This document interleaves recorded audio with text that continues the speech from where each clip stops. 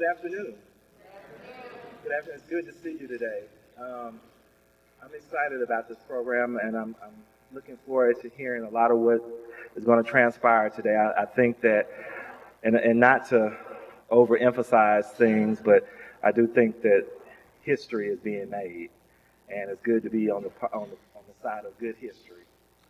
So, but our program today, Reconciliation and Reflection, and I'm the director here at the Delta Culture Center. My name is Kyle Miller, and just looking for this being an opportunity to just have a frank and open discussion concerning the Elaine Massacre of 1919.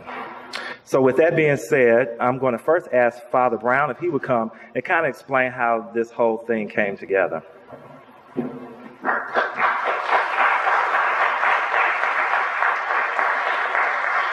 It was about a year ago that I first met Chester Johnson when he was a guest at St. John's Episcopal Church right across the street. After our initial meeting, we, I think, quickly became friends. And whenever he was in town, we got together, and also we had opportunity to email each other. He suggested some reading materials that I found very helpful. Several months after that, I had the pleasure of meeting Sheila Walker when she was in the area with a group that's doing a documentary, and immediately felt a kinship there as well. I had asked Chester, he had graciously offered, and I accepted his offer, to come down to St. John's sometime during Lent and be a part of our Lenten programming, perhaps speak one night. And it seemed to me that the powerful message that these two wonderful folks share, it was something that needed to be broadened, that I wanted it to be available to folks across religious and racial lines. The message was too important for us just to keep to ourselves in a small setting. So I went to see Dr. Miller, and we discussed the possibility of the Cultural Center bringing in Chester, and I think I made the suggestion, and while you're at it, why don't you bring Sheila too? And that's how this came to pass, and I look forward to hearing more through the program this afternoon. Thank you, Dr. Miller.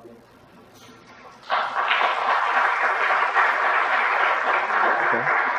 So without further ado, I'm going to turn the mic over to Judge Brian Miller, but before I do, we will go into the program, and Judge Brian will share with us and kind of contextualize things. And then afterwards, Chester and Sheila will talk. And then it'll be an open platform for you to share things or ask questions and things of that nature. And so we'll ask that you step up to the mic. Some of you may say, well, hey, my voice is loud enough. You can hear me anyway. But it's not as much about the amplification as it is we're also videoing this, and this video is going to go out nationally. So we want to make sure that your comments and questions and things are properly recorded. So with that being said, I'm going to turn it over to Judge Brian Miller.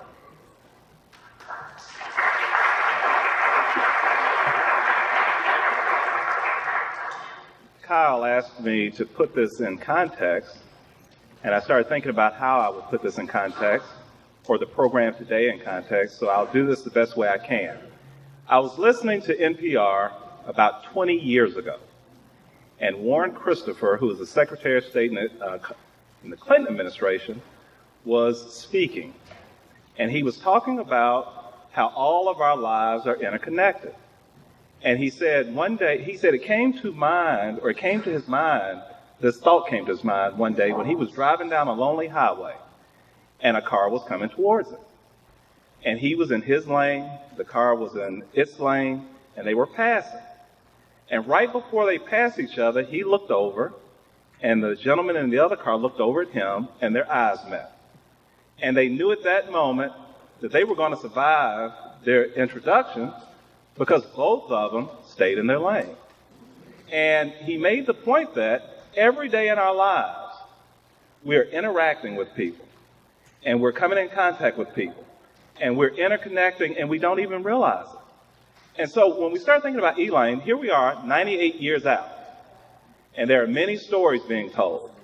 And there are many people who don't want to come to terms with what happened down in southern Phillips County 98 years ago. And it causes people to do different things. I would say to not stay in the lanes or to act up in some ways. And I'll give you one example. First, let me say this. A few years ago, I was contacted by David Phillips Solomon, and he was talking to a local group about doing a monument in downtown Helena. And he was going to help fund it. And it's a clock tower type of monument.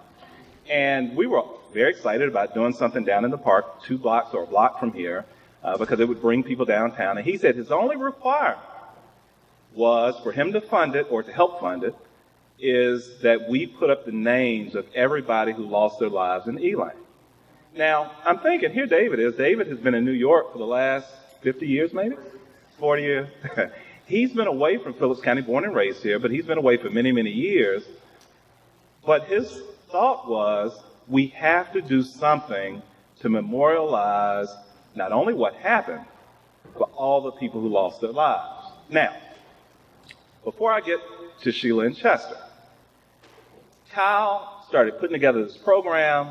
Once Father Brown has contacted him and they started putting it together, Kyle started doing his, the Delta Culture Center, I won't say Kyle. The Delta Culture Center started doing all of its media publications and everything.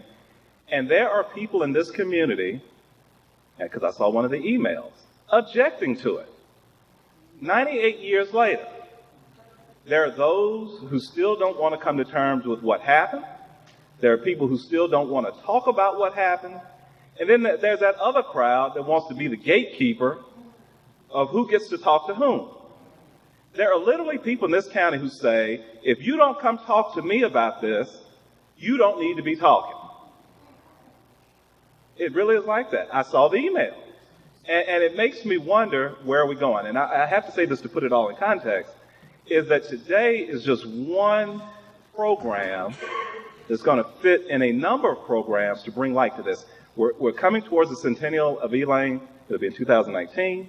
There are a lot of things we're trying to do to get this story out, to let everybody know what happened down in southern Phillips County that year. And so we'll be doing a number of these programs, or the Delta Cultural Center will, and a number of others. Let me say this, and I'll transition into our people.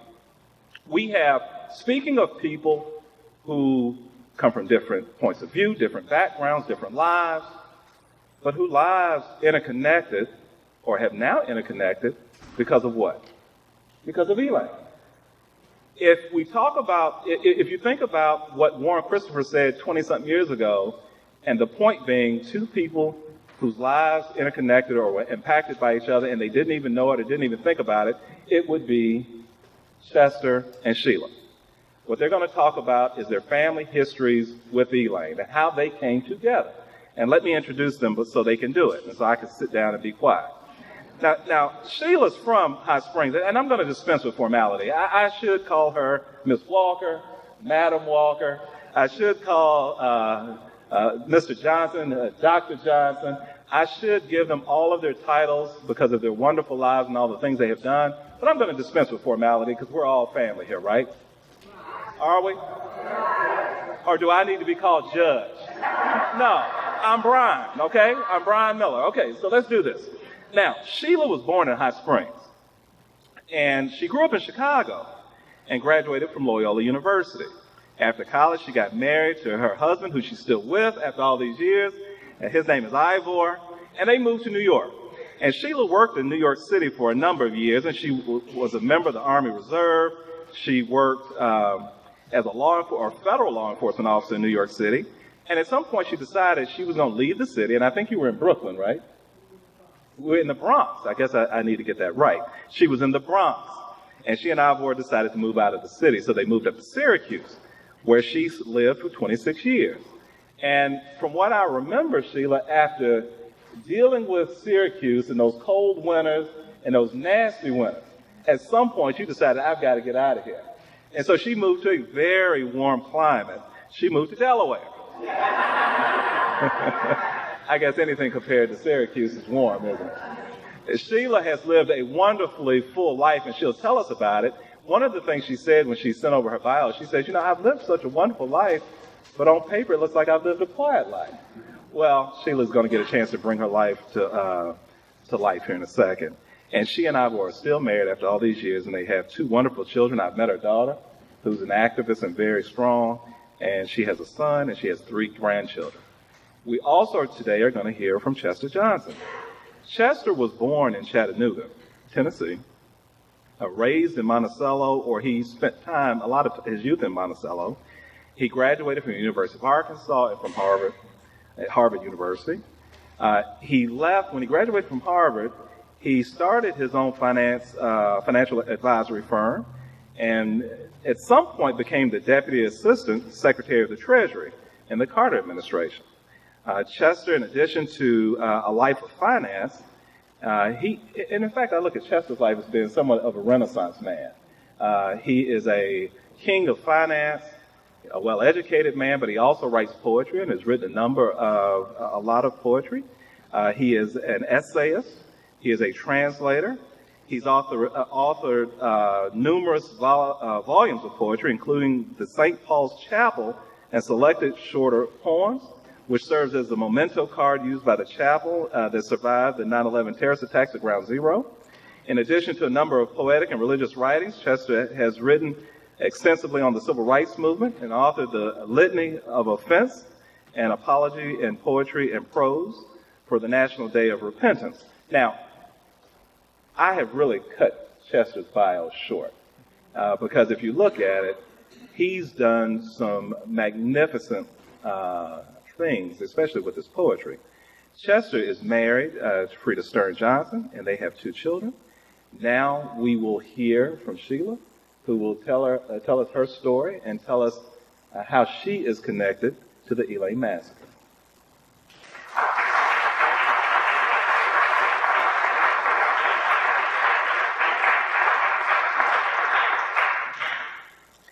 Good afternoon.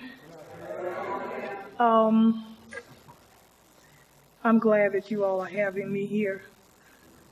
It's just an honor. As you know, my name is Sheila Walker, and I was born in Hot Springs, Arkansas. I spent the first 6 years of my life in Hot Springs, and I grew up in Chicago.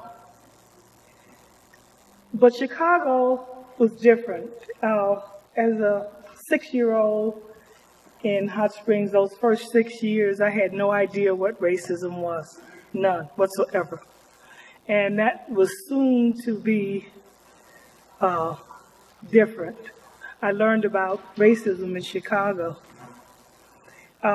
Emmett Till was my first brush with racism, or hearing about racism, trying to figure it out. And I was only 7 years old in 1955 to understand that something happened to someone that looked like me just based on skin color.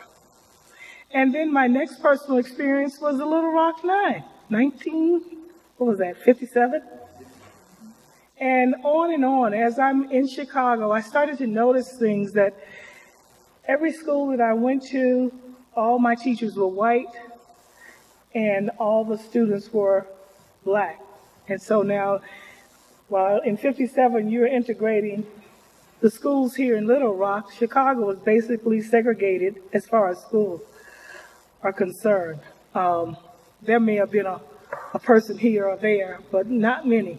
The schools in Chicago, when I grew up, were segregated until we moved to the South Side, and then I moved to an area that was very near. I lived right across the street from the University of Chicago Law School, and just living there and being exposed to the things that the university had to offer. I was in this program that the university offered for underprivileged children that lived in Woodlawn, which is the area that bordered the University of Chicago, which was in Hyde Park. That's where President Obama has his home, in Hyde Park. So he wasn't even around then. But anyway, I had my first black teacher was in the 8th grade. So I learned about this racism in Chicago. I learned about what racism was. I was active in the Student Nonviolent Coordinating Committee, SNCC, and because I was so young, I wasn't able to go to Mississippi for the Freedom Riders, but I did do my share of picketing and boycotting and walking sit-ins and demonstrations in Chicago. Now let's get to Elaine. When I was a child, maybe about 3 years old or so, I could have been younger than that earlier, but I overheard conversations between my great-grandmother and my grandmother. This is my great-grandmother, Sally Giles, and my grandmother, Annie Giles. I heard conversations with them conversing about a relative of mine going to jail and being sentenced to the electric chair. That was an interesting word for a child of 3.5, maybe 4 years old. So you just file those things back, but here I am listening. I'm sitting in the periphery of adult conversation, but I'm listening. I always tell people, watch what you say around children. They're listening. They are listening. So, in 1973, now I've gotten married, and we took a trip from the Bronx to Hot Springs to visit my grandmother. She was still living in Hot Springs. And she started to tell me a story about something that happened when she was a girl. She said she was 15. And she starts with this story that I knew something was going to happen. I knew that there was going to be trouble. And all of a sudden, we're at the meeting, and shots are fired. I see people getting hit and people dying in front of me. I gathered up the children that was in the church, and we got out. They escaped through a window, I guess, and ran into the woods. And then you say, well, what else happened? And then she goes into complete hysterics, it's an overstimulation of, or re-stimulation of something tragic that happened to her. And I never get that story. Each and every time I would get to that point and never get the story.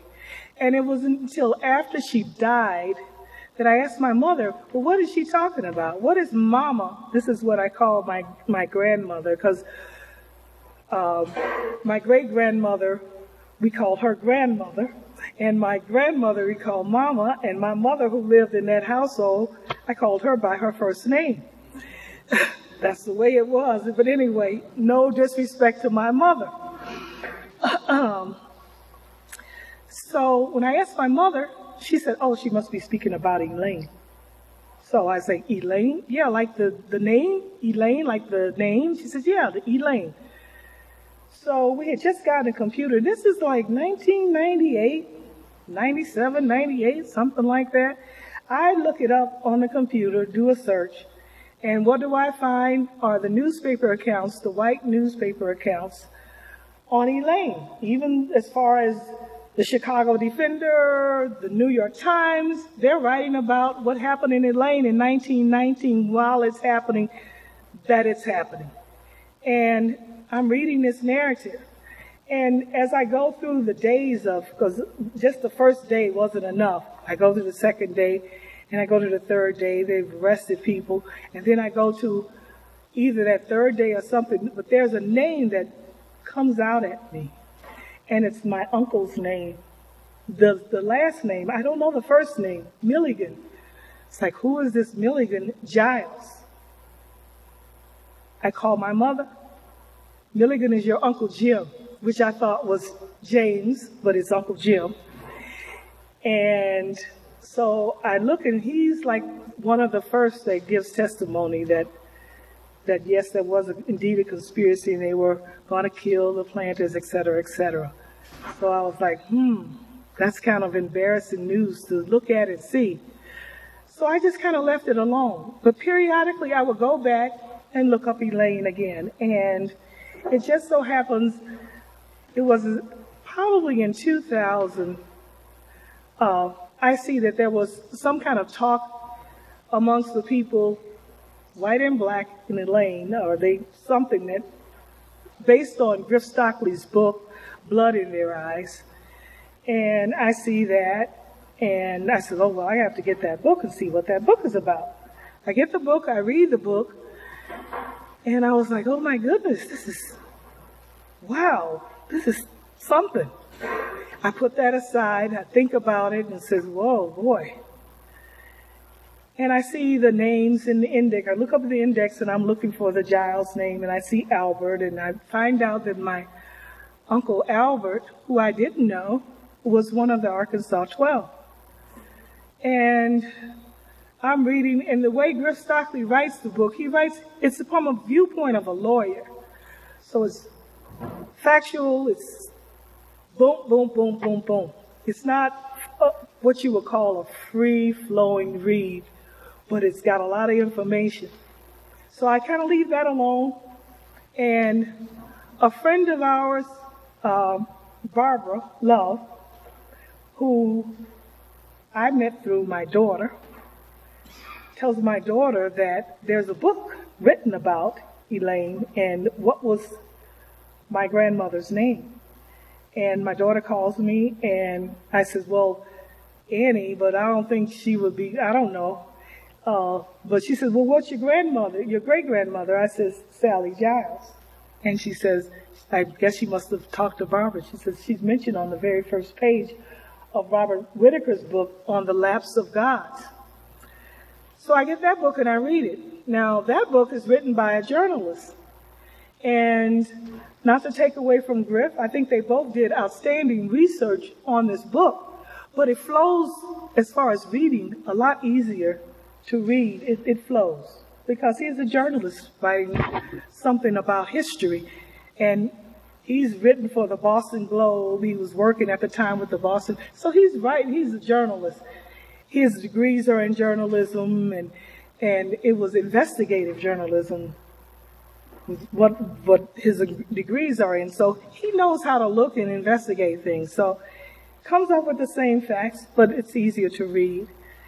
And in 2014,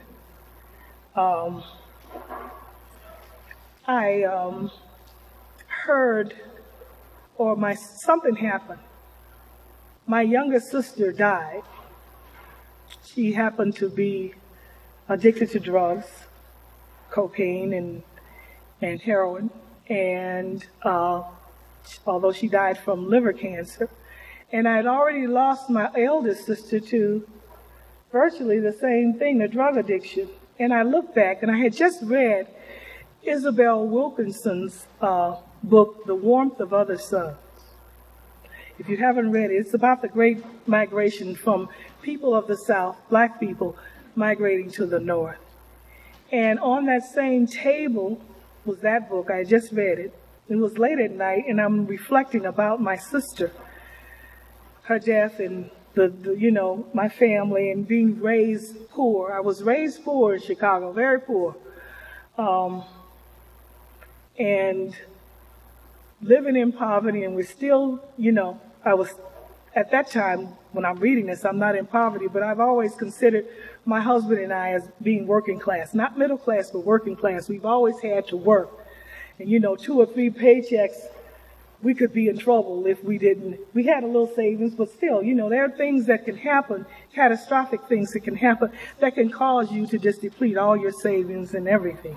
So anyway, I'm looking at this, and I was like, wow, we've never, ever had a real good footing. Maybe, if that hadn't happened or whatever, my family would be better situated. Maybe they could have gotten money from those crops and maybe been able to buy a small farm and, make something of that. But anyway, I was looking at that just as a reflection. And so something called to me to email, to try to find Robert Whitaker's email address, which I did. And I got in touch with him, and I titled the email, I am a descendant of Sally Giles. And within 12 hours, he got back in touch with me and says, wow, you're the first African-American descendant of someone that was directly involved with Elaine, other than a judge I know in Arkansas, or that he know of in Arkansas, a federal judge. And he also knew of Chester, and he asked me when I did meet him, would I like to meet someone on the other side of the Elaine Massacre? And I says, yeah, why not? not knowing what to expect, not knowing how I would receive Chester, but I was open to it. I was open. So, he introduces Chester and I through an email. We get in touch with each other, or Chester calls me on the phone, and I'm on my way back from Virginia. I'm in the car traveling, so I'm on my cell. And Chester and I have a conversation that's well over an hour, hour and a half. I haven't laid eyes on this man. And from the conversation, I'm listening to a white male with a Southern accent. But there's a connection. We have connected for some reason. We connected over the phone without ever sight unseen to each other. And we had a great talk.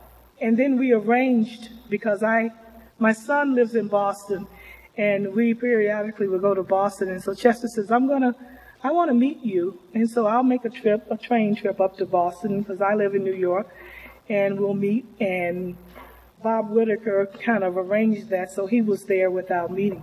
He picked Chester up from the train station and brought him to my son's house. I was very anxious upon that meeting, very anxious, and sitting at the window and looking out and waiting for them to come walking up the street. And when we got into the foyer of my son's home, I could do nothing but embrace Chester.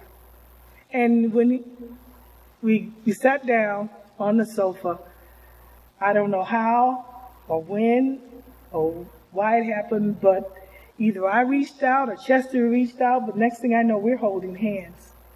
And you want to talk about people being real? You know when people are real. I've been in law enforcement, so I can look and kind of make a judgment about when someone is being honest and totally open with me. And that's what I got from Chester. A mere stranger, but no, we're not strangers, because something brought us together. And when I look back and reflect on that, I look at the intervention, the divine intervention that has played the role of putting Chester and I together, and then Brian. I met Brian the following year together, because we're all a part of this story. We all are descendants of people. His people were murdered. Mine were sentenced to jail, and one was sentenced to the electric chair. My Uncle Albert, he was, like I said, the Arkansas 12, but he was part of the Ware 6. And as you know, that the Moore 6 went to the Supreme Court, and a decision was made on due process regarding to that. But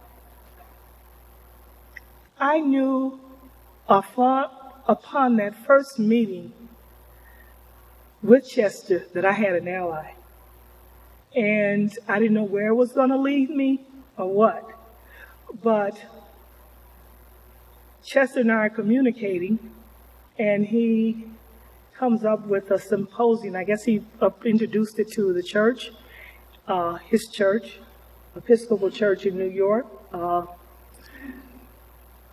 It's called it's called Trinity Episcopal, and we had a symposium pretty much like this, but it's to all Northerners. It's not people like, this is a community that this terrible thing happened to, and it was just different. And so I'm so honored to be here to speak to people of this community, because it's very important, that you come here. And if you're white and you're coming here, you're interested in hearing and maybe even changing narrative you've been told and you've lived with all your life. And you're ready to be open to reconciliation.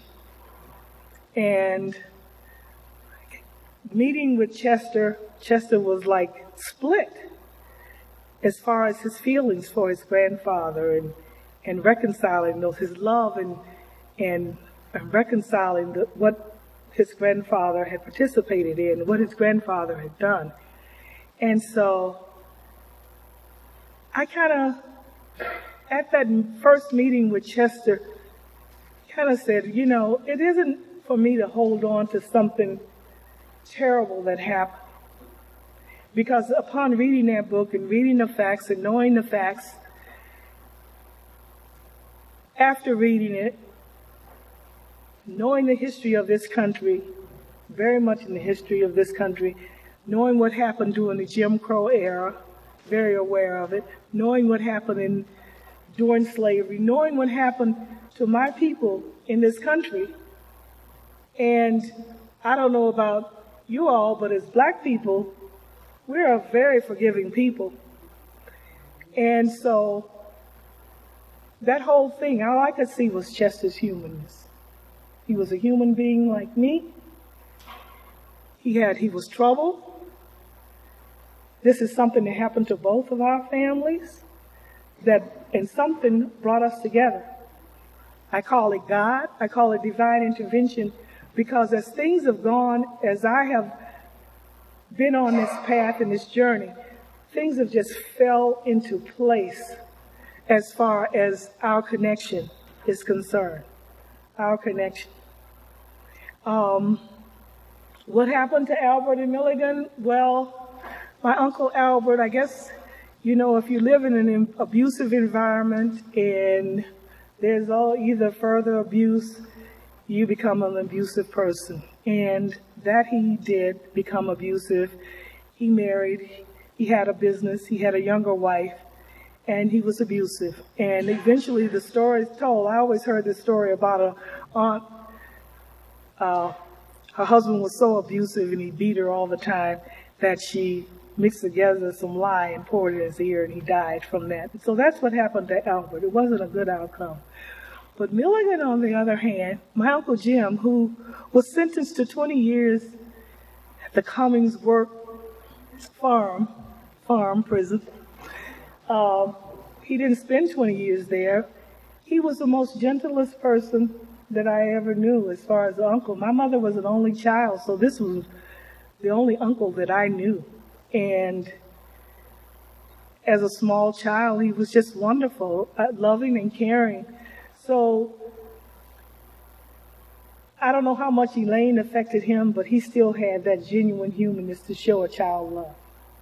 There wasn't any abuse. So the outcome was different with both of us. And so I asked myself, I don't know how far I am on time, how will a country built on freedom and slavery, on human equality and racial oppression, make good on its promise of liberty and justice for all? We must collectively continue to push forward to heal and make the unity and connection, to heal not only the land here, but heal our minds of this tragic event and learn to connect with each other. This is a community that needs to learn connection, white and black, Hispanic, whatever, to learn how to join collectively to heal from this tragic event. Whether your people were involved with it, if you're African heritage, you know your people were involved in some kind of way, unless you came over directly from Africa post civil rights movement, how your people have been affected by slavery and Jim Crow and so on. So this is a time, I think this year, especially this year, after everything, I don't want to get too political, but I think that especially after this year, this is a time for reflection and connection and trying to be better. I had a poem by Chester. I don't see it here. I guess it's gone. I left it last night that I wanted to read. But I had read it at the opening of the Turning Point Park in October, dedication in Elaine. Pat, who was here, and Brother Gibson, who's here, had invited me and my daughter-in-law down to speak on that occasion and that opening. So this is the second time that I'm speaking to this community. I'm glad that so many people turned out. White people, talk to your own white people about not only Elaine, but about just the general feel of racism in America. It's never going to end. We need, as black people, we need white people to help end it, and as white people, you need black people to help end racism. It's something that keeps us and drives us apart. And if you know the history of racism, you know that racism is basically, slavery was based on economics, just economics. And the justification of it was, that we were lesser than, et cetera, et cetera. But when it comes down to it, we're all human. We're all human. We're all born to be good. We're all born to be good. And it's when that the things that society brings in, whether it's through your parents, whether it's through just society, whether it's through just interacting with people with biases, that we take on different biases, and that's what keeps us apart. Those biases, we have to break down those biases, be willing to talk openly and truthfully, and by doing that, there comes a point of, if you are a descendant of someone that it happened to, if you are a descendant of someone who participated, it gives you a look at how to forgive that relative. Look at how to forgive them and how to carry on, and how we as a people, as human beings, can up the game for connection with our brothers, our fellow men.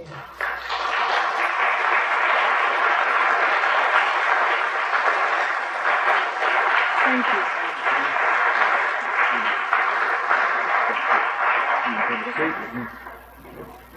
Thank you, Sheila, for that very moving personal testimony. Good afternoon. First, I want to mention that Sheila and I will be available tomorrow through Dr. Mills' office to meet with anyone who would like to follow up today's presentations and discussions. And we just hope that you'll come and visit with us.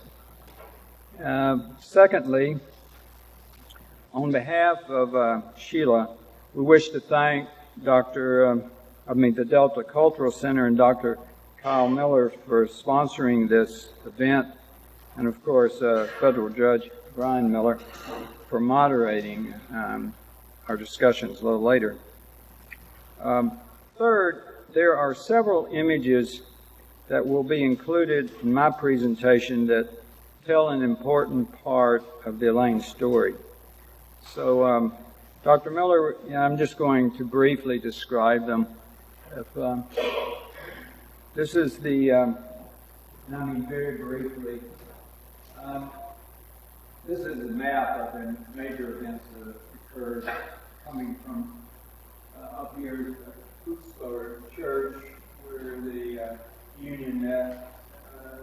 You follow that bridge further down, you'll see the first public road. That was the first killings of the morning following on October the 1st. You'll see the slough where actually that was the most significant outbreak of violence. Then the McCoy house where additional deaths occurred in the cornfields. But this, you can, and then in Elaine, you can see down at the bottom. But anyway, this is a map that was created as part of the Arkansas. Excuse me. Arkansas History Commission and the Butler Center. You want to switch the... this is the gathering of the groups from Mississippi, from Memphis, and from surrounding communities the afternoon of October the 1st. You can switch, go to the next. This is the beginning of the impoundment of the African American sharecroppers who were impounded both primarily in Elaine initially, and then later in Helena, and then obviously into the jail for a large number. Next, this is the Elaine 12 that Sheila was referring to. Next, Elaine 6, we're in the right-hand corner. That's Frank Moore, and the Hicks brothers are standing beside him. Over to the left here is Scipio Jones, the attorney. Others, you want to switch? We'll get back to this, but do you want to switch? This is Scipio Jones, a magnificent attorney, Little Rock attorney. On November the 21st, 1919, 74, African American prisoners who were found guilty in accelerated trials. They were loaded on a train. 62 of them went to the Cummins prison farm. 12 went to Walls to be summarily executed.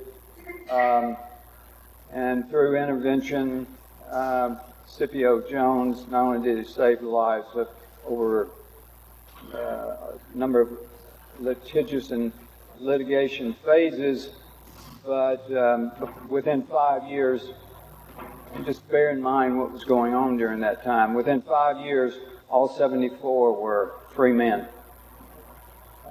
You can switch. This is Oliver Wendell Holmes, the case that Sheila made reference to, Moore versus Dempsey. It made its way all the way up to the Supreme Court, became a landmark decision that for the first time really gave teeth to the 14th Amendment of equal justice under the law. And the Associate Justice who wrote the majority opinion was Oliver Wendell Holmes. Switch. The last one I'll show. This is Lonnie, my grandfather, and then that was on my second birthday. My father died when I was 1, and my mother didn't do particularly well for a while, and so I ended up living with my grandparents, my maternal grandparents, until I went to the 1st grade. My mother brought my older brother and myself to. I actually talk about this. Sorry. Anyway, if you wouldn't mind just rotating and.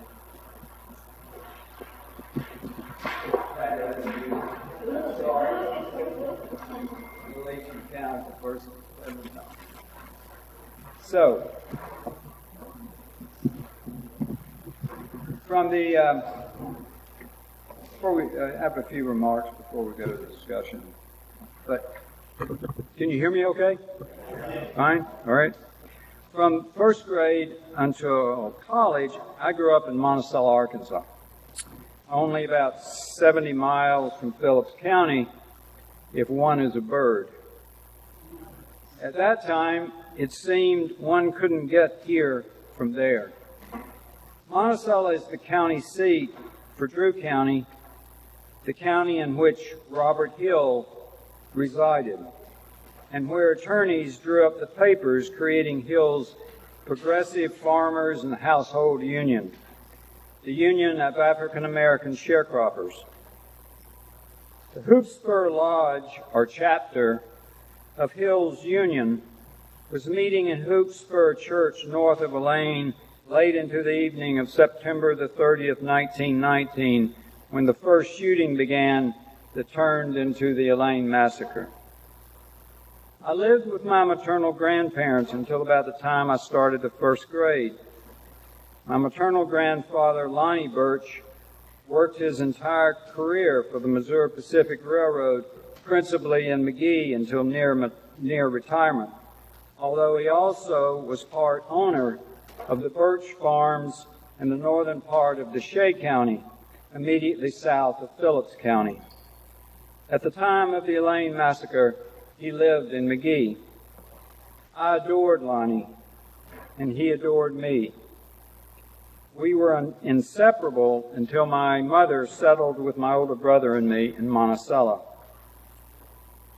Lonnie joined the Elaine Massacre.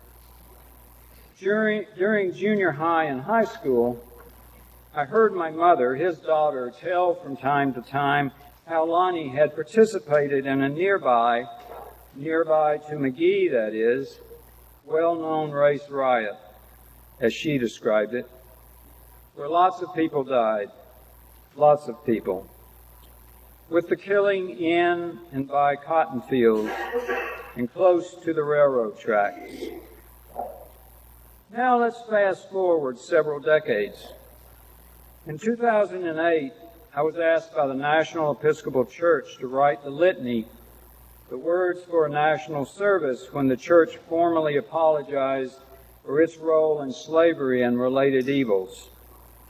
While involved in the writing, I learned for the very first time that the race riot of my mother's narrative and the Elaine Massacre were one and the same.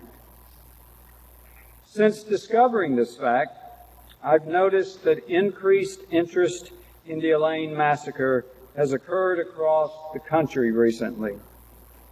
5 years ago, I could Google, and did, the Elaine Massacre, and a page and a half would pop up. Today, there are pages upon pages. Information about this event is almost endless. Why does Elaine now appear on websites for churches and even in the pages of literary journals? There's not just one reason for this attention, but to focus on a slice for this public notice. The Equal Justice Initiative issues a report a couple of years ago showing, as part of its study, Elaine resulted in the most African American deaths for a racial attack within the South during the period from 1877 to 1950.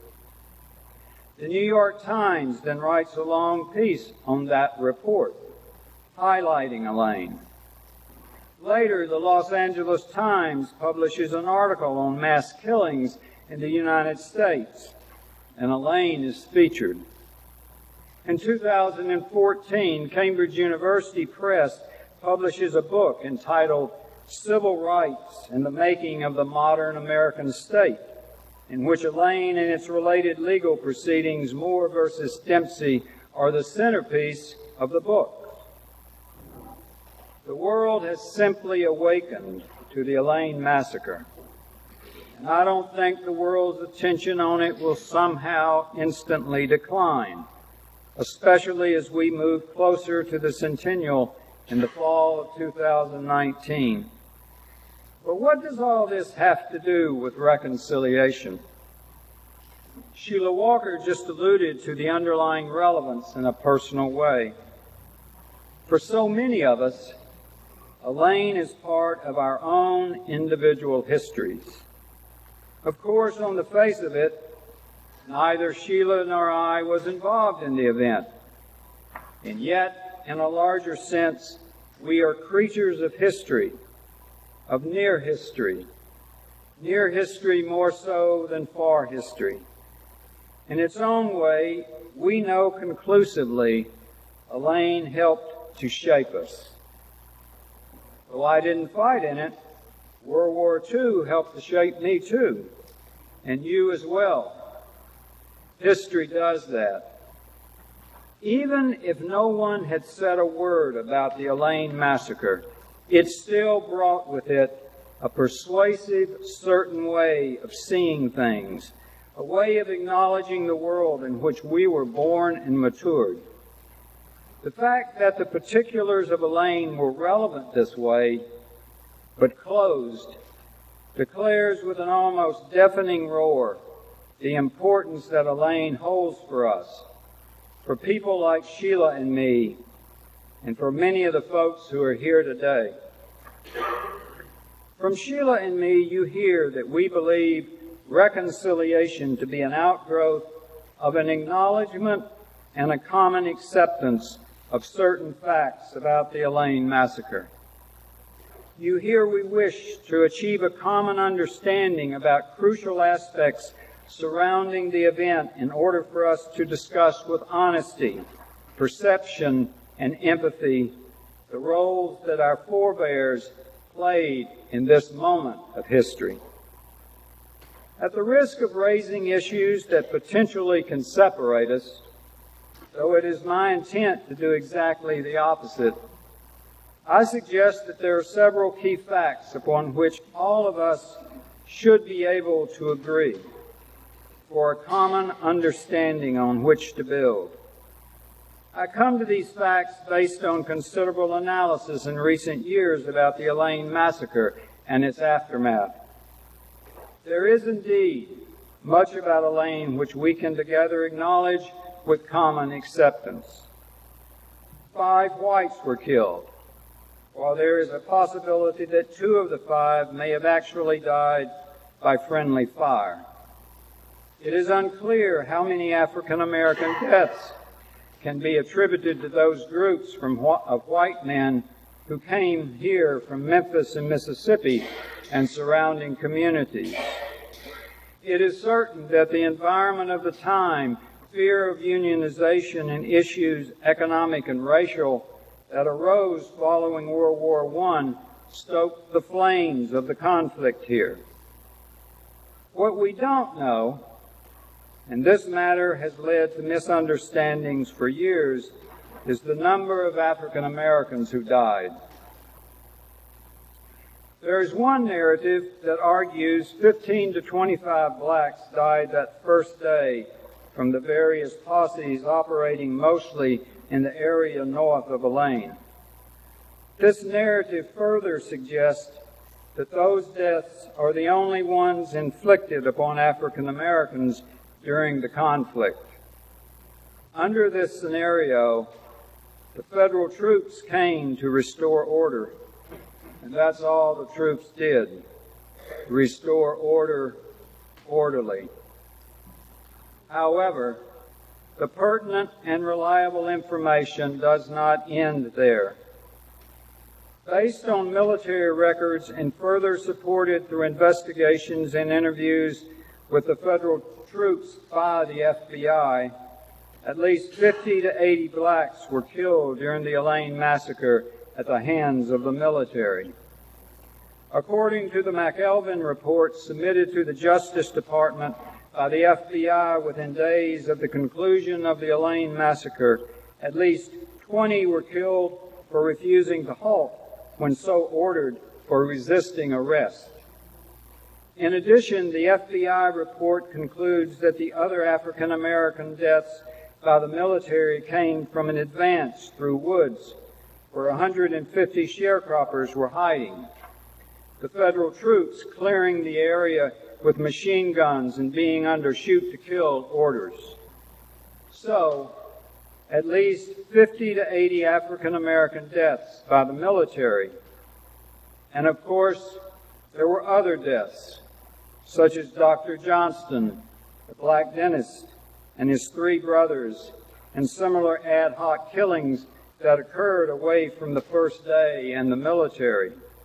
There were also the marauding outside groups from surrounding communities in Memphis and Mississippi. Thus, the total would be in excess of 100.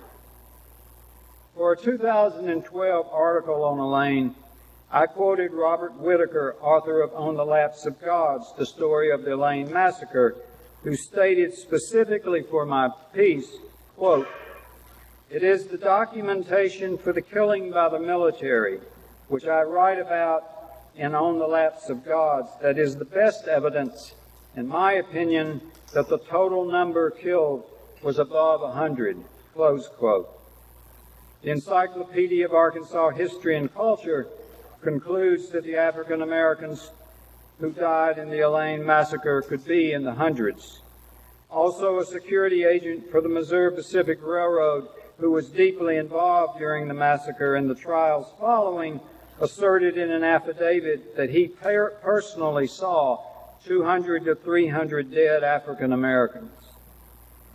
I hope that as a result of our going through this data, we can help put to rest the narrative that the only African Americans who died during Elaine were those killed on that first day before the federal troops arrived. As mentioned earlier, the first step toward reconciliation is, in my opinion, a common acknowledgement of the most important facts surrounding the event. In this instance, the most immediate and obvious focus for reconciliation is that of race.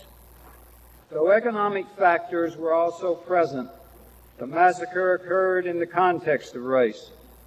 I don't think we need to debate that conclusion. Sheila has described well the affirmative, personal impact of reconciliation. By pursuing reconciliation, one is not simply accepting the most accurate and well-recognized facts of the particular important moment of history. One is equally accepting the proposition that each generation must determine on its own what is genuinely human, not bound by those who come before, nor limited by what we presume for those who come after, but that we alone determine that which is genuinely human. That is our grace. It has become a declaration that Sheila and I chose reconciliation over the alternative that is faded by silence and often faded by past untruths. Yet race is not the only area that cries out for reconciliation. While it is not so obvious, generational reconciliation also has its special place. At the beginning of my personal journey to and through the Elaine Massacre, I thought I could find that moment, that location where I would understand how Lonnie could be such a loving grandfather, maybe the most present person in my early life, and then participate in Elaine. Maybe that moment or location could be found in those rows and along the public dirt roads I have walked among the killing fields north of Elaine. But I admit I never found that moment or location. Lonnie has become a split figure, a bifurcated figure for me. Both sides explain him, I suppose, but I can't take them as representative of a blended person. Rather, he is simply both to me. One will undoubtedly find many surprises along this generational exploration. A partial denial by me of Lonnie's role surfaced when I wrote the article, as I applied the conditional word likely to his possible participation in the Elaine Massacre, though the information tied him directly to the event. In other words, likely, which softened the vision I had of Lonnie and Elaine, became my own form of subtle denial. At the same time, someone quoted Sheila in an article about the reconciliation between her and me as saying, quote, "I didn't know Chester's grandfather, of course, but I'm more forgiving of Lonnie than even Chester. People aren't bad. Circumstances make people do bad things." Close quote. It is a lesson one can learn from Elaine, that reconciliation shall also include acceptance of the view that circumstances make people do bad things. So to put it mildly, reconciliation with the past is a complex matter for us. and yet it can guide us to a more illuminated history and a more promising future.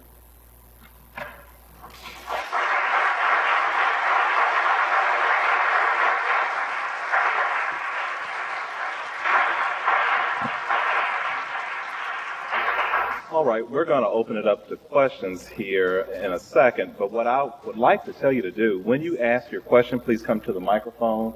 There's a microphone over there, but I'd rather you come to this one so we can get you on camera, and we're taping and filming all of this. I want to start this off by asking a couple of questions, though. I sat on a board with Mary Louise Desmarais Fizes some years ago, who was a wonderful woman who lived in Elaine. Her father had been the king of Elaine, so to speak, and her husband at the time was the mayor of Elaine. And whenever anybody would ever talk about Elaine, she would close up a little bit about it. She didn't really want to talk about it. And there are two sides to this. One side was she would always say, well, that didn't happen in Elaine. It happened in Hoop Spur, so leave us out of it. So it's commonly called the Elaine Massacre, but it's really the South Phillips County Massacre, so to speak. So there are people in Elaine who get very touchy about it. But the next part of it is, and I want both of you to touch on this, I've talked to many people, including her, who say, 100 years later, and at that time it was probably 85, 90 years later, why are we still digging this up? What can you accomplish by going back and trying to figure out the motives and everything else of those people? Can't we just get beyond it? And so I open that up to both of you. What is it that you're trying to accomplish or that you'd like to accomplish through these talks? And explain to us why this is so important, why we can't just get beyond it without this type of conversation. I guess, Sheila, we'll ask you first. Well, first of all, I think Elaine is like a wound that is festered and scabbed over. And if you pick at that wound a little bit, you can open it and release that scab. Take that scab. And if you apply something on it, it may heal. And in this community, it's the truth. That scab may heal when people start to recognize the truth, start to move on and say, well, how can we move forward? How can we do better than our forefathers? How can we move forward, move this community forward? And I feel the only way that you can do that is openly have a conversation, an open conversation about race. Kind of take your biases and put them by the door. Black people not being, how would you say, re-stimulated, but white people not starting to feel guilty, and that guilt causes you to point fingers, to try to go back to that old narrative. The reasons why this happened is such and such and such. It isn't the reason why it's happened. It's moving forward. It did happen. We can't change this. It's moving forward from what happened to knit together a community. And knitting together a small community can have its effect on a larger community. This is something that just doesn't affect Elaine. It affects all of America. All of America to sit down and be frank and open. If you feel that you're an ally to black people, sometimes our biases will get in the way of doing or speaking up or speaking out about things that we see that are wrong. So this is just a way of starting that conversation to move on, to do better, to do greater things. Well, I guess I would start out from a personal point of view. I wouldn't necessarily come here and try to lecture people. But it was a personal, the desire to seek reconciliation started at a level of my own desire to reach out and to discover those who have a historical lineage that I have as a result of Lonnie's participation. And Robert Whitaker, who wrote On the Lapse of Gods, had recommended that Sheila and I get together and begin to have that kind of dialogue.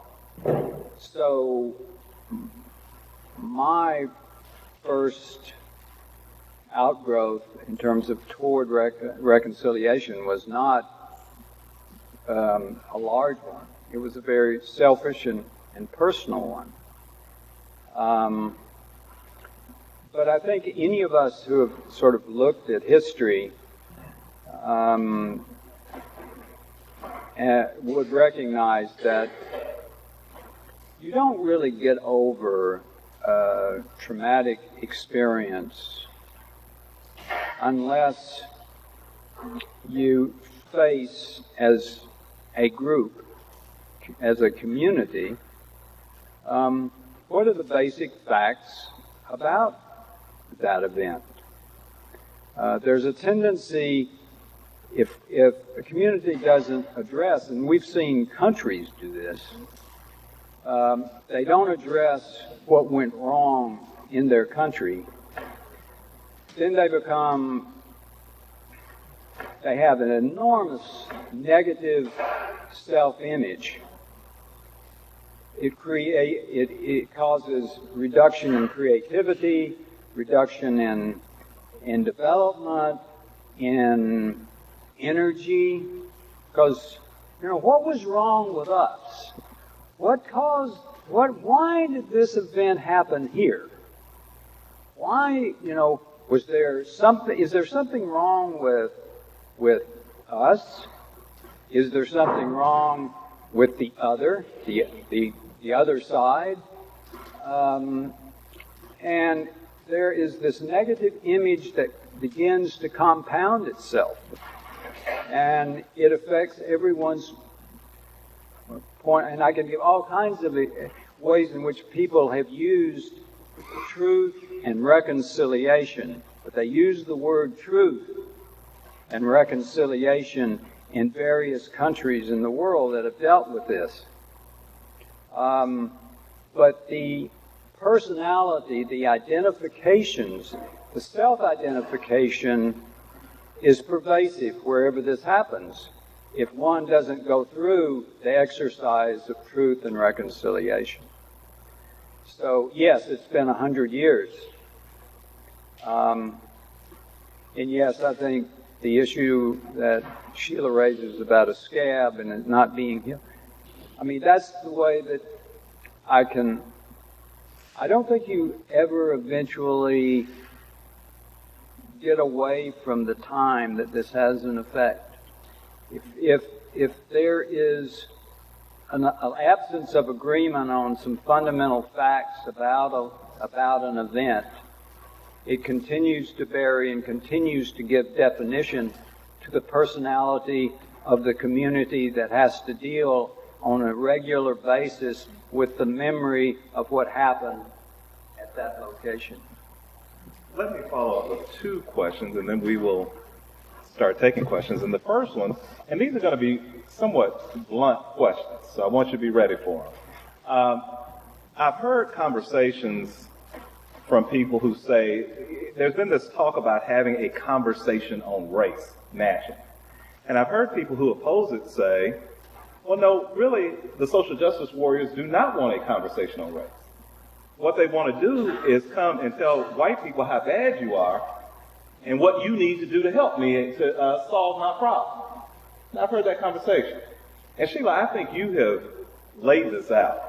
There doesn't seem to be any of that in what you're saying to us. But how would you respond to the person who says that you're hanging on to this, you're going around giving these speeches, because really what it is you want is you just want to keep telling white people how bad they are and what they need to do to help you out? Answer that. That's a good question.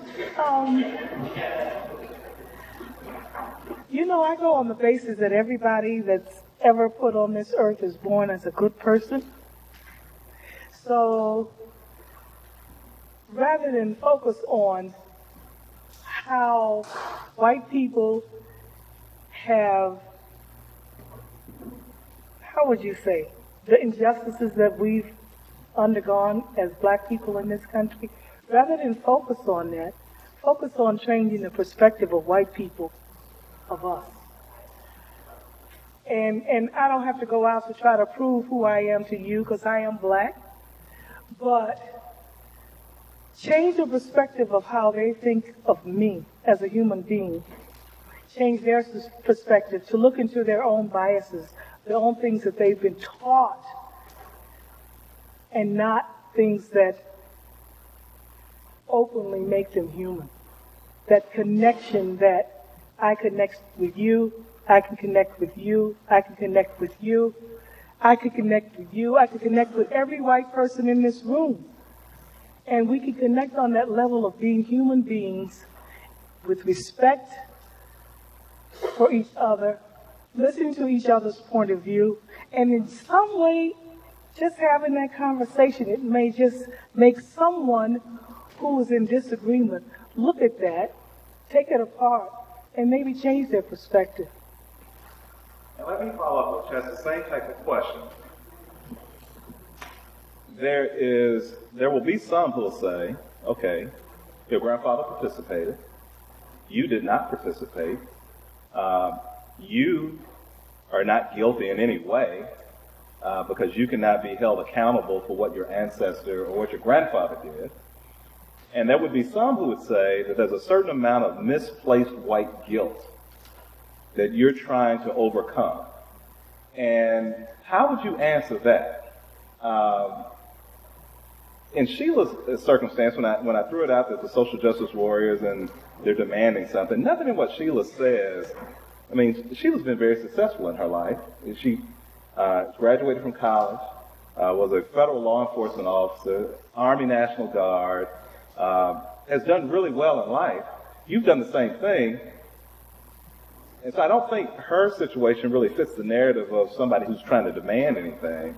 But somebody could actually accuse you of having some amount of guilt that's misplaced. And how would you answer that? I don't think that I started this journey to Elaine on the basis of white guilt. I think the journey began in my trying to determine for myself, how do I reconcile this wonderful person that I knew, who was my grandfather, who took me in and I adored, and I know he adored me, and reconcile that to his participation in the Elaine Massacre. Because here it is, my mother tells me periodically about this event that he participated in, and that I learned eventually was the Elaine Race Massacre. There's a certain level of, and I tried to make this comment in my presentation, there's a certain definition of who I am, Chester Johnson, that draws from the enormous influence that he had on me when I was very young. And I think it's more of a personal revelation, and the pursuit of personal revelation from more than a sense of white guilt. Of course, we know that slavery, started 400 years ago in this country, and there is a certain level of guilt that white folks do carry, but that's not, speaking personally, that wasn't the motivating factor for me. It was to try to determine where can I find lying? And I couldn't find him. I mean, he ended up being two separate people. But lying was the one who was driving me initially. But then it became, how am I defined, or am I defined, in part by the personality traits that I understand that he represented, and that undoubtedly was communicated in subtle and not so subtle ways in the family environment in which I was brought up, and not just when I lived with him, but in later years, because I do know that he was a member of the Ku Klux Klan, and there was a lot of racism in my family.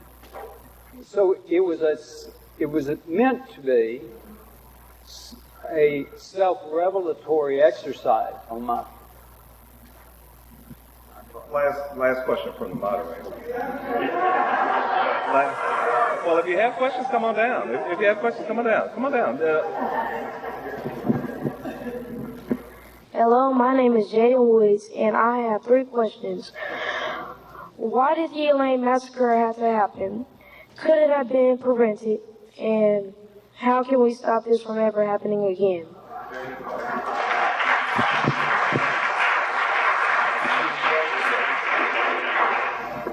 You know, I'm a history buff, and I firmly believe that history has a way of repeating itself. Now more than ever, American history is changing. And I'm not going to say it's changing for the good, because something has, especially with this last election, has been, as someone says, the veneer has been removed from the furniture. We got the raw furniture now. So now is the time for us to look at things like Elaine, things that have happened in America, things that are keeping us still separate. Those people that are interested in saying, let us keep our democracy where it should be. Let us keep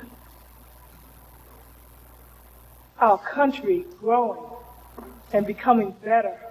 Let us do that. But the only way we're going to do that is not by separating.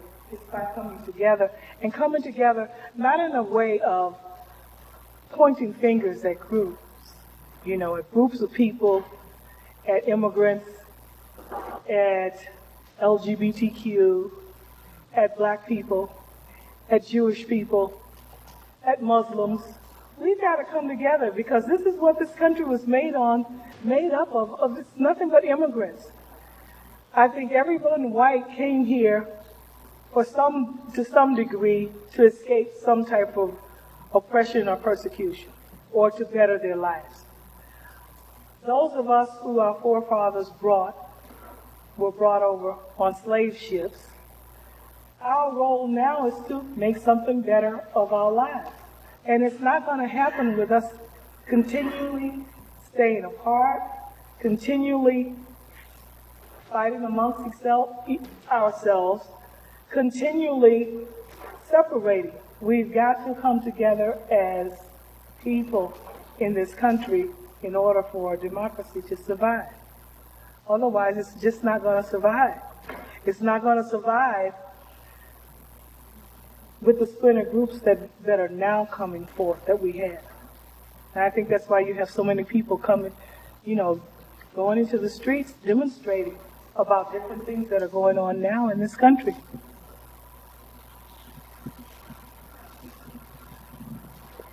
I really don't have anything to add to Sheila's response to that. I agree with her, and I don't have anything to add. Anyone else have a question? Come down. Let's start lining up. Oh my goodness. Come on, white people.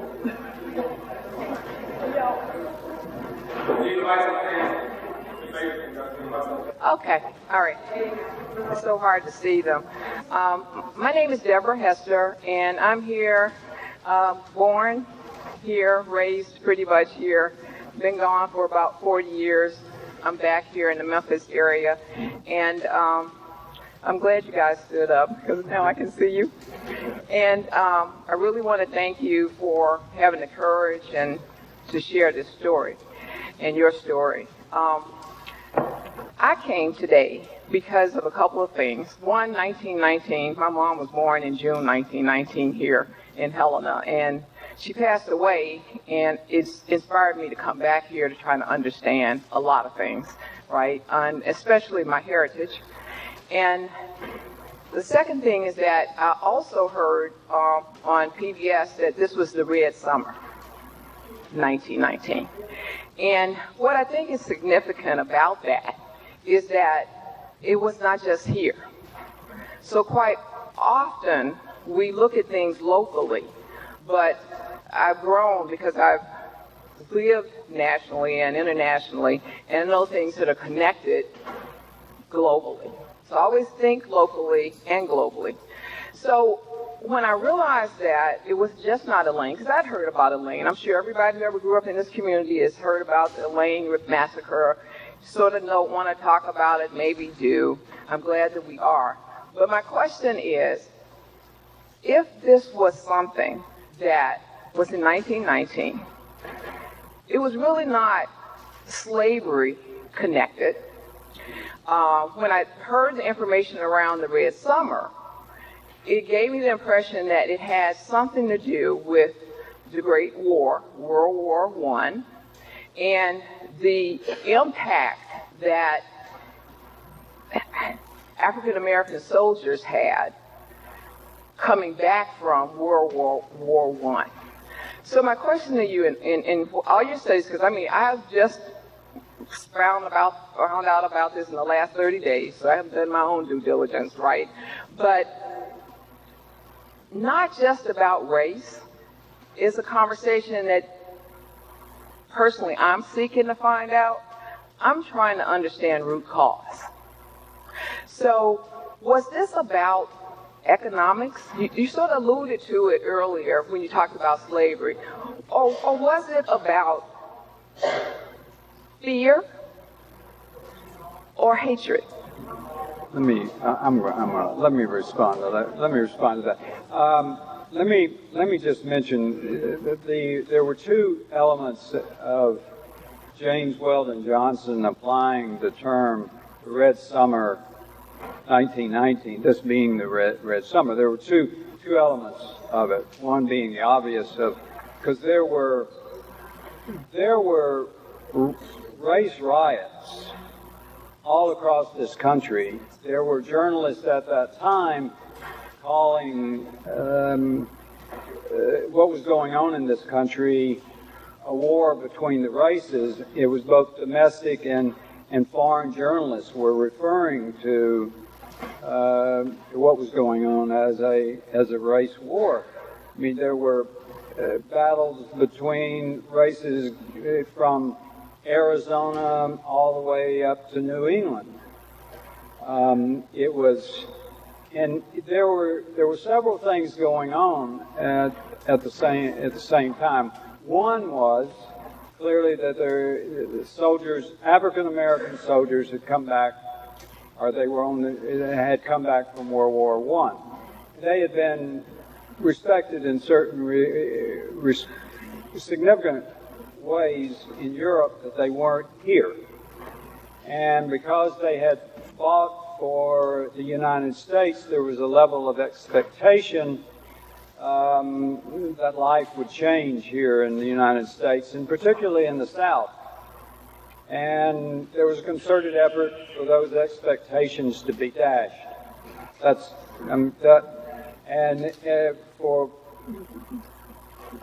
Then, number two, is bear in mind, if you look at it historically, it was right after the Russian Revolution and the victory by the Bolsheviks and communism and the declared ambition of communism to take over the world, and red being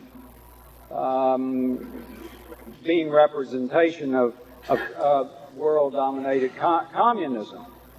And the first example of that, our first step for a lot of white folks in this country, was the unionization that was going on. And particularly, so for Hill to establish what he did in the Progressive Farmers and Household Union was a step seen by a lot of folks of the unionization movement, which was a precursor to communism.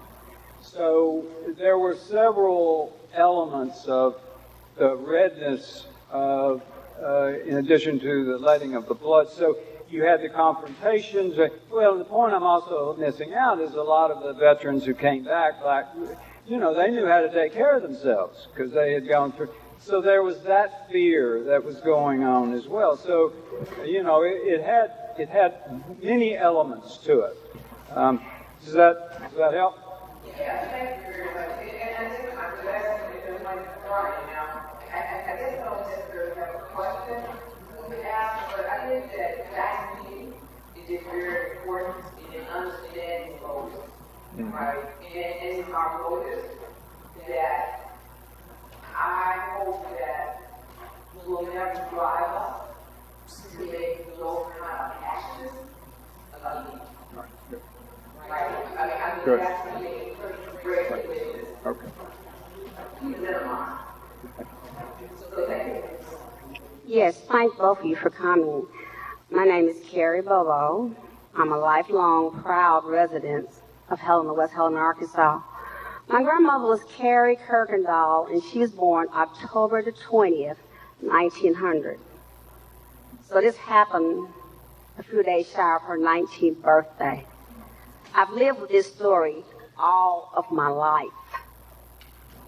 And Mr. Johnson, some of the things you said is what was told to me as a child. And one of the things I'm asking and wondering is that we learn from our mistakes. Why has this been such a secret? I've been here all the time. It was never taught in school. It was not taught to me in the black school. It was not taught to me in the white school. And then me, myself, I was afraid to discuss it with anybody. She sent me there, and she told me when I like to cry because she said, live long enough, baby. And today I hear her story coming forth and coming true. And some of the things that she actually told me was just sort of gruesome, but I grew up with that. And it's one of the things that I also grew up with because of those things that happened in those days, is that, for the first quarter of my life, I grew up with a terrible fear of white people. Terrible. I mean, shaking fear. But if we learn from our mistakes, how long will we keep hiding things? You can't improve things that you do not know about. You have to want to do better. But if we keep hiding them, how can we improve? How can we heal? How can you even begin to heal? And that is my question. Why for so long? This area here was blind to it. I'm 62 years old. I've never been taught it. I've read it. I've Googled it since that time. But towards being educated, I know about the War of Helena. I know about the Indians. I know all of that. But when it comes to this, zilch. And that's my question to you. Thank you, guys, for sharing your information. Can I just make a point here as well? It's not well known in the United States. It's just over the recent years that things are coming out. And like I said, my discovery was like a slap in the face. It was like, how many instances or how many cases of things that have happened in this country that we are not even aware of? Our new African American Museum in Washington doesn't even have any mention of Elaine. And it should be there. You hear about Tulsa, but you don't hear about Elaine. You hear about the Black Wall Street in Tulsa, but you don't hear about Elaine. I guess because it was sharecroppers, but it's still something that happened here in America, and it's something that should not only be taught in it. I have this thing about American history. Our history has been, American history as a whole has been whitewashed. It has not, we brushed over things that we really should be talking about. And this is why our youth today are so confused, because they're not getting a true picture of America. America has a lot on its hands, blood on its hands. But the only way I think to even cleanse it is to just the truth. Let's have history books with what really happened in America and why. Slavery is based on economics. Economics. That's what it. There was a certain amount of racism beyond that. Underlying that, but it's economics that made slavery and that made Jim Crow so powerful in this country. It's exploitation of someone, exploitation, and we were exploited in slavery. We were oppressed during Jim Crow. And there's a lot in Jim Crow, in the Jim Crow era, we're not even privy to that what happened. Another point I wanted to make to somebody that asked the question, how can we not be repeated? In 1919, Woodrow Wilson was the president. Birth of a Nation had come out. So that even stirred up some of the white supremacy of that day. That stirred it up. And I feel it is being stirred up now in 2017. That same type of incitement of people and trying to divide people on race. It's all about economics, you know? It's all about economics. First of all, I'd like to thank Mrs. Walker and Dr. Johnson. My name is Dr. Brian Mitchell. I'm sorry, but I'm not a doctor, but Brian elevated me higher. You gave your rank, huh? Well, it's always good to be bumped up, right?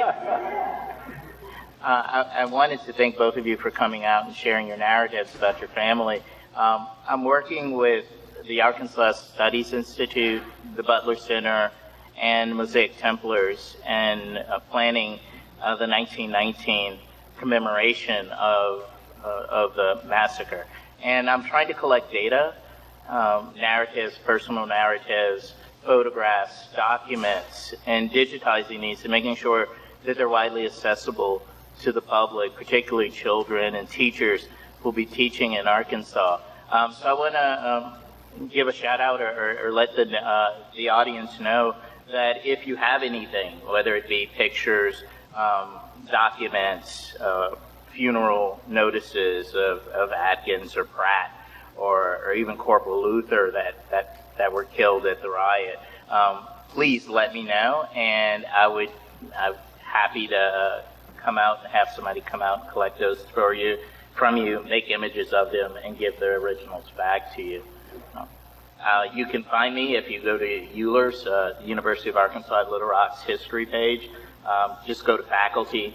I'll be the only African American there, so it'll be pretty easy to find. There'll be a picture of me. Click on that picture; it'll lead to a hyperlink, and that hyperlink will populate your address on your mail. Feel free to send me an email if you just want to write your narrative down, if you want me to call you, if you want me to send someone out to you, an oral historian out to you, one of our graduate students out to you, I can. If you have pictures in there rather sensitive and you don't want your family's name attached to them, you just want to make sure that these pictures are recorded and kept in the archive, all you have to do is tell me that, and I'll make sure that they're added to the collection. Dr. Brian Mitchell.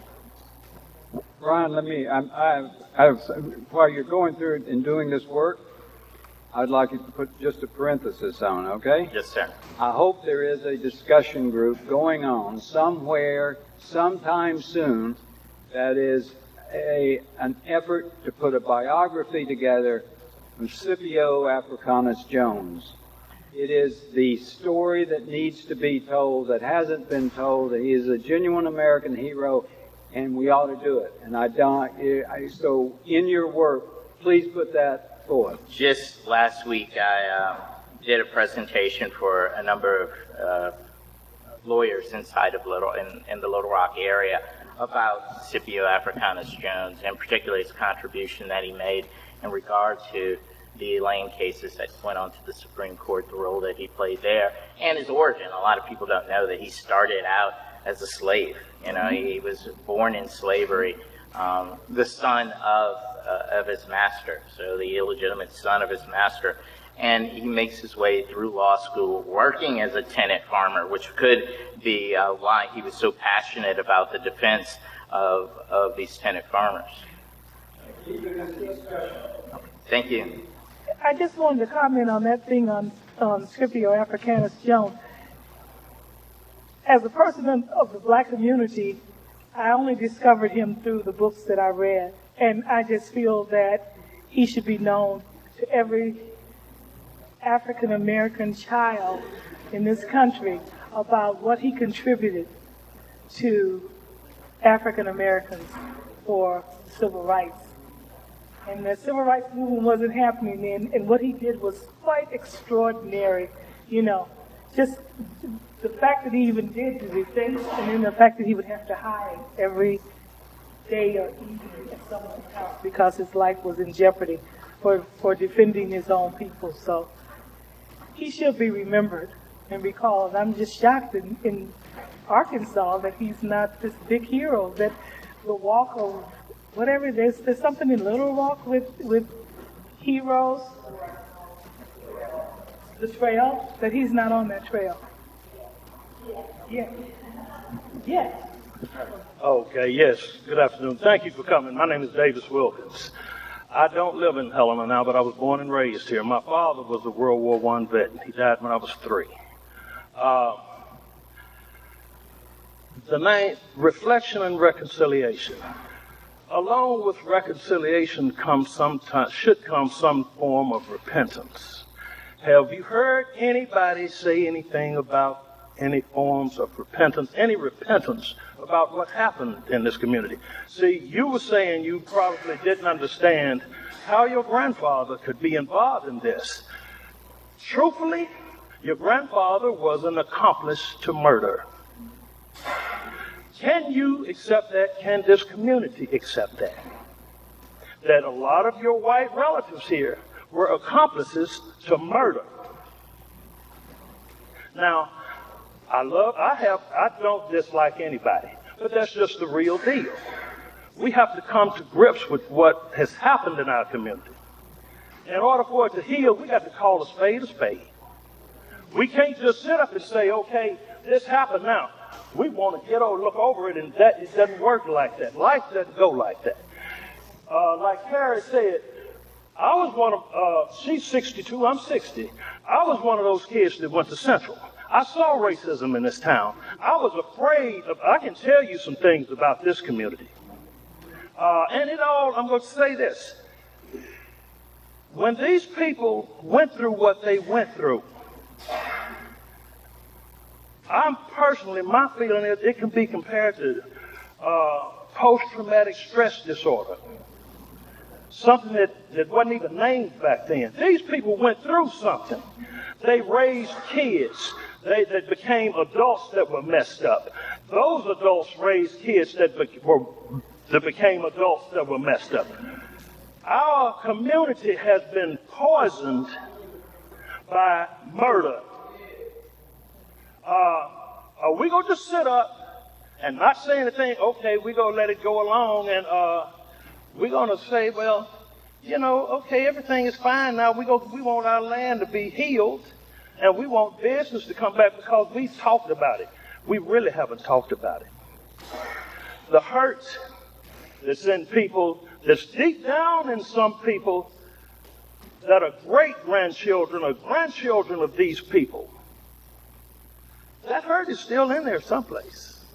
And you all hurt. White Phillips Countyans hurt also. This will do you some good, too. And I think it's something that really has to be talked about. And what do you all have to say about that? Next question. I agree.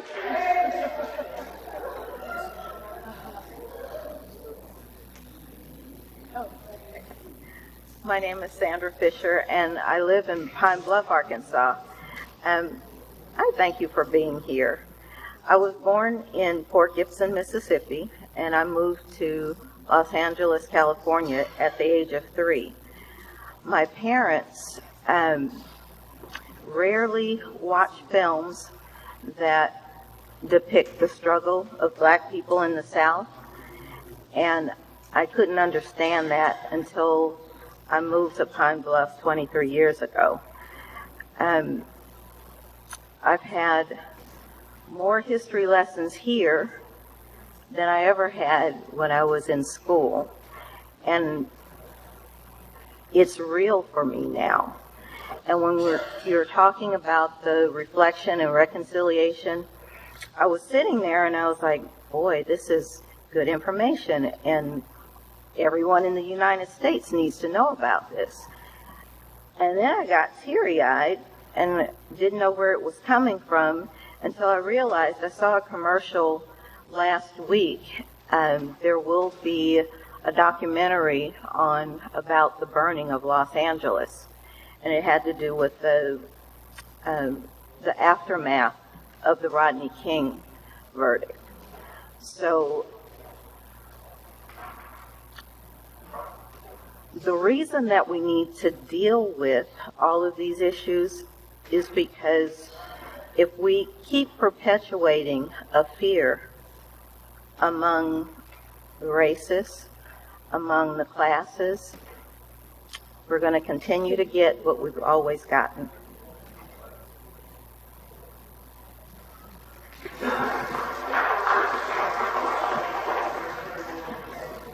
Hello, everyone. I currently live in Little Rock now, and I first heard of the Elaine Massacre last year when my son was doing a physical therapy intern, and he met a woman that lived in Elaine, and she told him. And my question is, what are the relations between black and white now, not only in Elaine, and I understand it didn't happen exactly in Elaine, but Elaine got the name, I guess.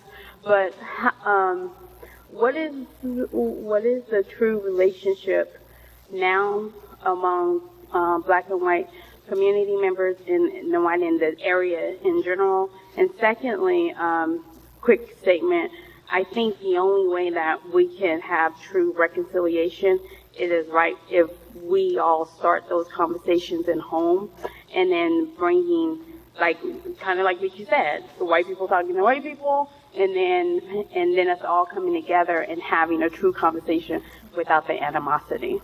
But yeah, that's all.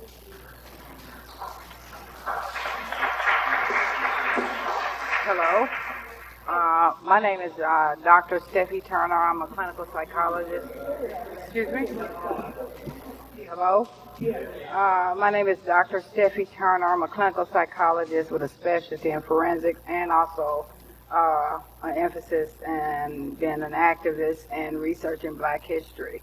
So I learned about the Elaine Massacre when I was doing my dissertation on race in America, and I'm from Mariana. So I'm sorry I'm late, but sir, were you a part of it, your family, or of the situation? I didn't get it. I'm sorry. Am I doing something wrong? Yeah, there you go. Just speaking. Okay, I'll start over. My name is Dr. Steffi Turner. I'm a psychologist, clinical psychologist with a specialty in forensics, and also have an interest in racism. And how I learned about the Elaine Massacre, I found out when I wrote my dissertation about race in America. And also, I missed it. I apologize for being late, but are you a descendant of the people that participated in the massacre? Well, not people, but there was a person. My maternal grandfather participated in the massacre. He was in the employ of Missouri Pacific Railroad, which took a pretty significant role in the activities of the massacre as well as the aftermath. The aftermath, okay. All right, and did your family profit financially in any kind of way from the massacre? Interesting question. I don't. There would be two ways. You know, he kept his job with the Missouri Pacific Railroad, presumably, but more than that, they had a farm in northern J.Chester County. Okay. So, but that farm has long since been. But you did receive some type of profit. Your family did profit in some type of way. They did continue employment. Pardon me? They did continue their farm and their employment. I don't. I really. Oh, it had nothing to do with that. I don't have it. Okay. All right. And did your family talk to you about it? How did you find out about it? No, only one. The way I found out about it was that my mother, when I was in junior high and high school, would occasionally mention, because in '57 was Central, and we used to spend time in Little Rock with visiting relatives, and the whole issue of race was headlines during that time. And so my mother would occasionally mention to me about her father participating in this event. Okay. But she didn't say this event. She said in a well-known race riot. Okay. And without identifying it. But she described the place, I mean the topography of what happened, the railroad tracks, the cotton fields, etc. So when I learned more about Elaine, I made the connection, especially since, you know, there had been lynchings in various places in southeast Arkansas as well, but there wasn't this consolidated, substantial loss of life anyplace else. So it had to, by virtue of the combination of the topography and the description of that, as well as this being well-known and large, it had to be Elaine. Yes. So, anyway. Okay. All right. And thank you for that. And also the title, Reconciliation. Who thought of that title? Well, I don't know. We did. I'm Kyle Miller. I'm the director of Delta Cultural Center. So that was actually the title that we came up with. And we realized this is not exhaustive. This is one talk of many that we're going to have over the course of the next couple of years. But I do believe that part of how reconciliation happens is actually through conversation. Exactly. So that's it. So it's like a process of time. It's the process of it. And would you be having something? Yes, we will continue. We will continue to have these types of things, and they'll be posted on our website. And one thing that I think that's kind of hit at a little bit as far as the economic aspect of it, but there was a deep economic aspect dealing with the massacre as well. And I didn't necessarily always understand that initially. I knew that my great uncles were murdered. They were the Johnsons that were murdered. However, I didn't realize that there was also an economic aspect to it as well. And actually, one of the 12 in an Ida B. Wells book, which some of you may not have read, but it's very informative. Yeah. She explains how one of the 12 owned land, and he was very prosperous. When he went to jail, his land was seized. Okay. Yeah. His wife went back to the house, and they were sitting on her porch saying, "This is our property now," and taking her furniture out and had seized her property and her land. So, so when you talk about that, there was a lot of financial gain as far as the massacre as well, because a lot of this land was seized from black landowners. Okay. Well, thank you so much. Okay. All right. That's it. Yeah.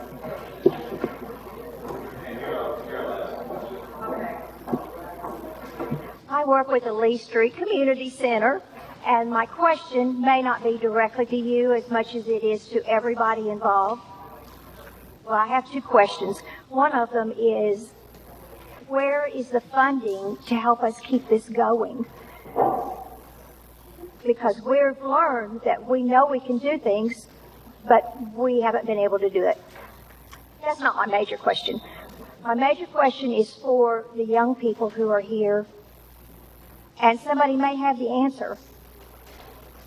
Do we have an educational program that we are ready to get into the hands of teachers about this? I have been trying in Northwest Arkansas. I've been teaching about Scipio Jones, and I'm finding mixed reactions, and I do believe that teachers need some guidance before they jump into the classroom. So is that literature available quickly? Because 2019 is almost here. We're gonna work on some of that. I'm sure Dr. Mitchell, I hope that we can exchange cards. But I know at Culture Center, we have an in-house education person along. We're looking at contracting with some curators as well to put together a curriculum that's going to coincide. And that's one of the reasons why we're doing this as well, because we do recognize that the memorial is coming very, very soon, and we need to have a full educational package to discuss this. So I appreciate you for mentioning that. And I would be very willing and would like to participate, being from the school counselor and teacher's point of view, as to what we might do to present this in a way that makes progress and doesn't make us regress in our relationships.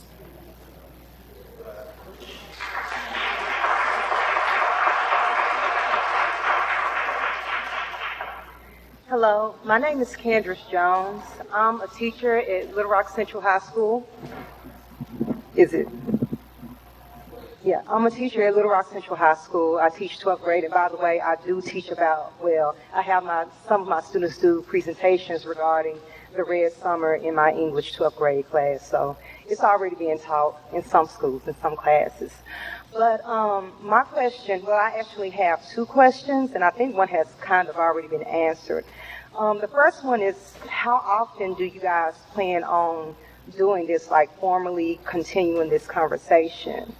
And the second one is based on the fact that you two are descendants, and then you are a descendant of the massacre as well. My question to you guys, all of you guys, is who, after you guys have passed on, who inherits your role of passing on this history, not just only in the classroom, but to your family? Like, is there who inherits that role in your family?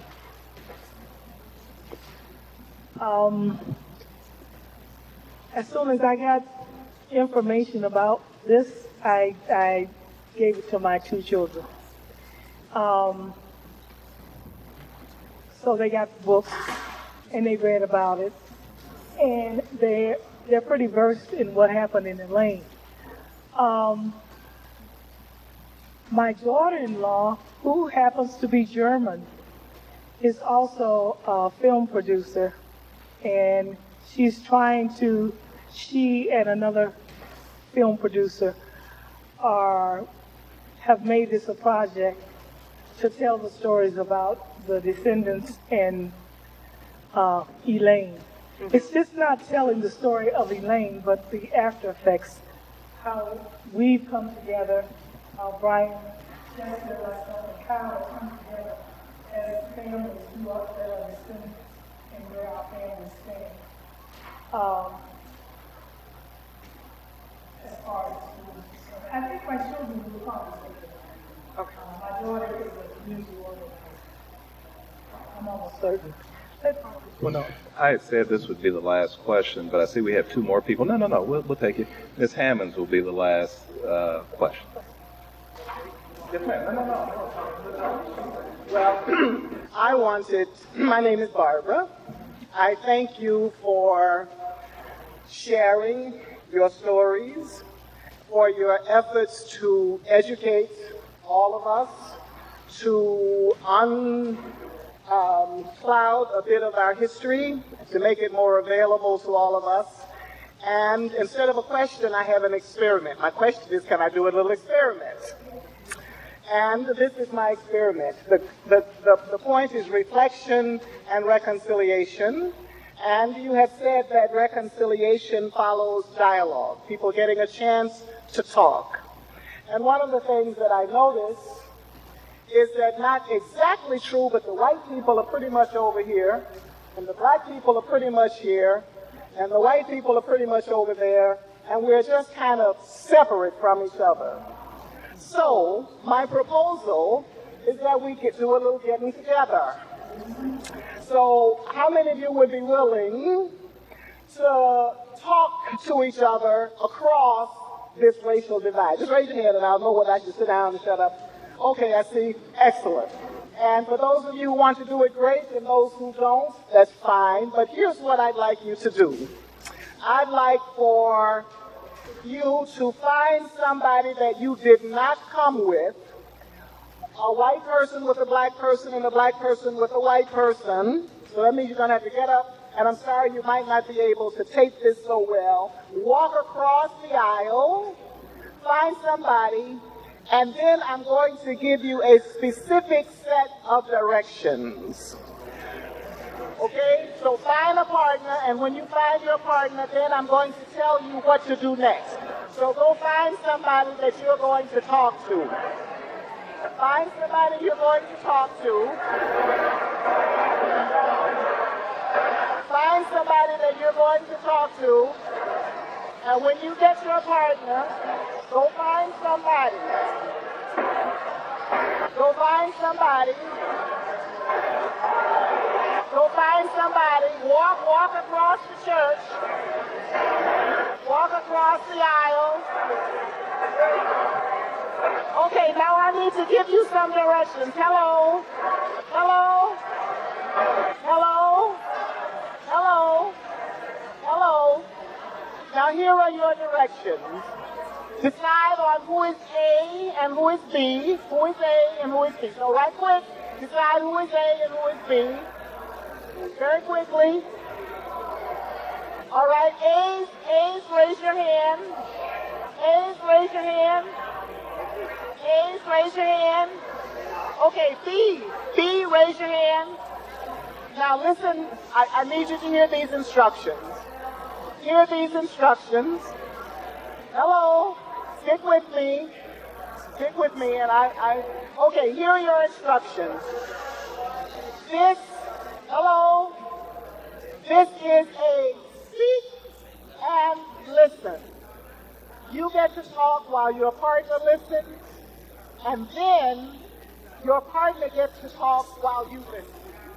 All right? Your topic, are you with me? Can you listen to me? I want to give you instructions. Hello? Hello? Hello? Hello? I want to give you the instructions, okay? When it is your turn to talk, the topic is, what are the feelings that come up for me when I hear about and think about Elaine? I've got to bang the gavel on this. I got to bang the gavel. We've gone too far. We've gone too far. Okay.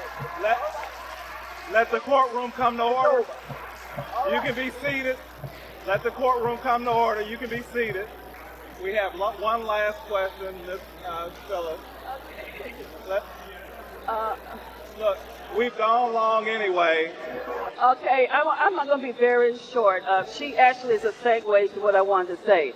I want to say that I'm Phyllis Hammers. I'm a lifelong resident of Helena. I returned back, and in 98 or the beginning of 2000, we had our first conference on the Elaine riot through the Delta Culture Center, and it ended up in almost a riot. But today I feel differently. But what I want to say now is this: the reconciliation started during the riot because Dr. E.C. Morris, who is the pastor of the historical Centennial Baptist Church, a National Historical Landmark, and the first president of the National Baptist Convention, was the liaison between the black and the white community. And so it started at that particular time. The white community came to Dr. Morris and said, can you help us stop your people from tearing up Helena. And Dr. Morris said it has to go both ways. And so he talked to his people, and he talked to the whites in the community, and the riot did not affect Helena. Dr. Morris was a very powerful gentleman.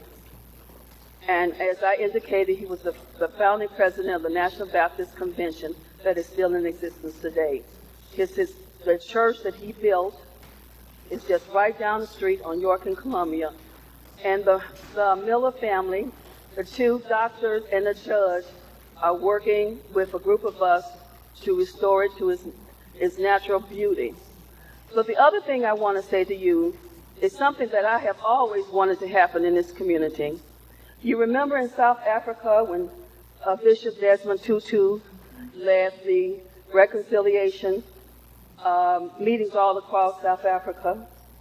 We tried to do that here in Helena, and it stopped at some point. But I think we're not going to ever heal until we all, black and white, brown, get together and talk about how we both hurt. And that has to happen. We cannot move forward until that happens. So my challenge is that I'm hoping that under the leadership of Dr. Kyle Miller, who has done a tremendous job, and I think you should give him a hand.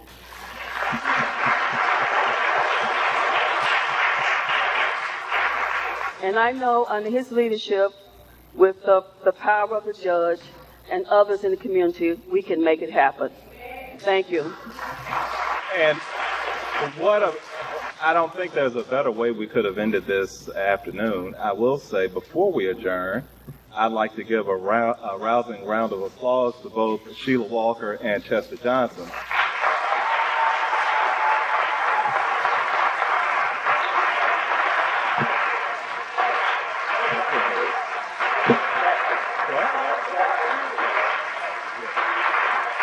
Okay.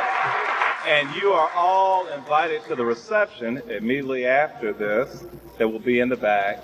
Come on back and get to know each other and get to know everybody. And we will follow up on the exercise we were conducting just a second ago. I just needed to adjourn everything, okay? All right, we are adjourned.